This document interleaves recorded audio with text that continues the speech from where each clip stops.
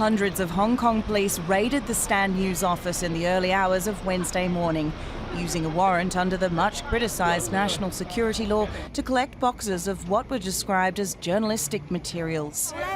6 people linked to the independent media outlet were arrested under a separate law on sedition from the British colonial era.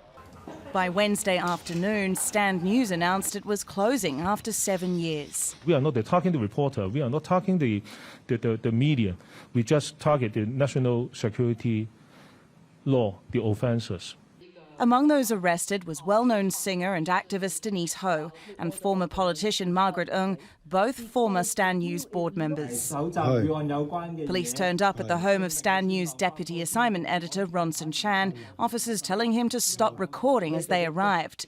Chan, who is chairman of the Hong Kong Journalists Association, stood by the now disbanded news organisation. Stand News has been doing professional reporting. There's no doubt about it. The whole world sees it. It doesn't matter what charges have been made. Nothing can change that fact. The Hong Kong Journalists Association said it was deeply concerned by the arrests and urged the government to respect the media freedoms that are meant to be safeguarded under the city's mini-constitution, the Basic Law.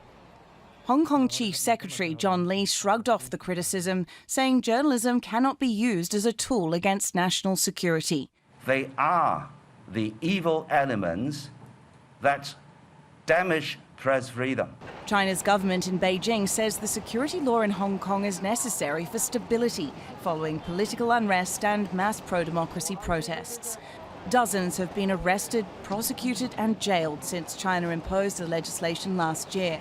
6 months ago, the last remaining pro-democracy paper, Apple Daily, was forced to shut down after its assets were frozen and its founder, Jimmy Lai, arrested. The closure of the Apple Daily left Stand News as one of the last pro-democracy outlets in Hong Kong. Now there are questions over whether smaller online outlets can survive the crackdown on media freedoms. Britt, Clennet, Al Jazeera, Hong Kong.